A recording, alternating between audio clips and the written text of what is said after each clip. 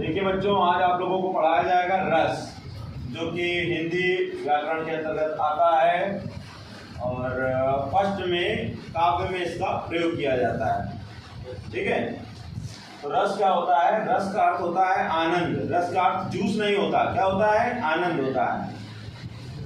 जब किसी गद्य या पद्य विधा को पढ़कर, इसमें गद्य का भी पाठ पढ़ सकते हैं या पद्य भी पढ़ सकते हैं, कोई नाटक पढ़ सकते हैं, कोई कहानी पढ़ सकते हैं, कोई कविता पढ़ सकते हैं।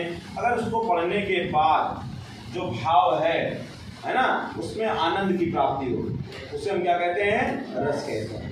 ठीक है, रस कई प्रकार के होते हैं, लेकिन रस का सबसे प्रमुख भाव जो होता है वो स्थायी भाव होता है। क्या भाव होता है? स्थायी भाव।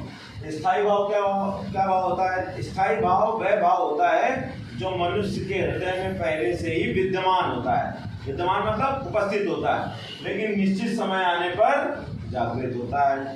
जैसे हंसना सबके अंदर है कि नहीं?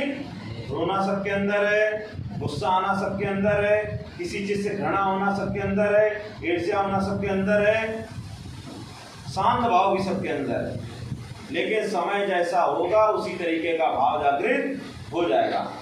तो स्थायी भाव जो होता है, स्थायी भाव को जन्म देने के लिए अन्य प्रमुख भाव उत्तरदायी होते हैं, जिनके नाम हैं विभाव, अनुभाव और संचारी भाव।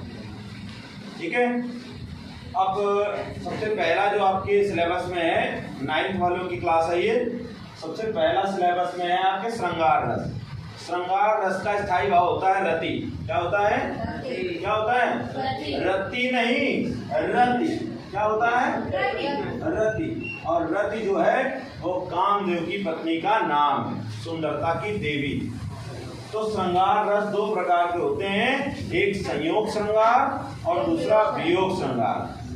संयोग श्रृंगार और वियोग श्रृंगार। संयोग दोनों के स्थायी भाव क्या होते हैं? रति। संयोग का क्या मतलब होता है? मिलना। और वियोग का क्या मतलब होता है? बिछड़ना। तो समझेंगे कि ये तुम्हारा जो संयोग वाला कौन सा है। तो संयोग श्रृंगार जो है, संयोग श्रृंगार, संयोग श्रृंगार में जहां पर नायक नायिका का मिलन दिखाया जाए। क्या दिखाया जाए? नायक नायिका का मिलन दिखाया जाए। जहां पर नायक नायिका का मिलन दिखाया जाए एवं शारीरिक अंगों की चेष्टाओं द्वारा प्रेम उत्पन्न हो, उसे हम संयोग श्रृंगार कहते हैं। ठीक है, शारीरिक अंगों की चेष्टाओं का मतलब हो गया, जैसे कोई नायक है, नायिका है, कोई स्त्री है, पुरुष है, कोई लड़का है, लड़की है, अब उसके हाथों को छू रहा है, छूकर उंगली में अंगूठी पहना रहा है। ठीक है, कोई कंगन छू रहा है तो उसके हाथों का स्पर्श हो रहा है, इसे कहते हैं स्पर्श करना। ठीक है, तो इसके द्वारा जो प्रेम की अनुभूति होती है उसे ही संयोग श्रृंगार कहा जाता है। ठीक, इसका उदाहरण जैसे राम को रूप निहारत जानकी, कंगन के नग की परछाई, याते सब सुध भूल गई प्रभु, यह पल एक पल टारत नाही।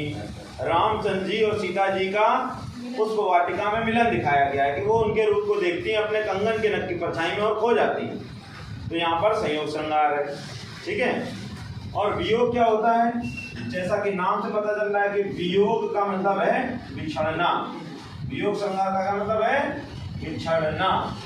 तो बिछड़ना मतलब क्या है? जहां पर नायक नायिका का विरह दिखाया जाए, बिछड़ना दिखाया जाए, और बिछड़ने के कारण जो दुख दिखाया जाए, दुख उत्पन्न हो, वहां पर वियोग श्रृंगार होता है। ठीक है, इसका उदाहरण एक है, हे खगमृग हे मधुकर श्रेणी, तुम देखी सीता मृग नयनी। और भी एक है,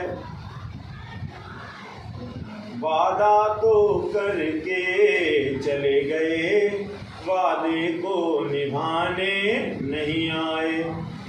श्री कृष्ण भगवान जी राधा से वादा करके जाते हैं कि हम थोड़े समय में आ जाएंगे, हम मेला देखने जा रहे हैं मथुरा, और बहुत लंबे समय हो जाने के बाद भी जब नहीं आते हैं तो वो अपने दुख को प्रकट करते हुए कहती हैं, जहाँ पर राधा और कृष्ण का विरह दिखाया गया है, बिछड़ना दिखाया गया है, और विरह वेदना का वर्णन किया गया है, दुख का वर्णन किया गया है बिछड़ने के कारण। तो वादा तो करके चले गए, वादे को निभाने नहीं आए, सूरज तो जाता रोज मगर वो भी तो लौट के आता है।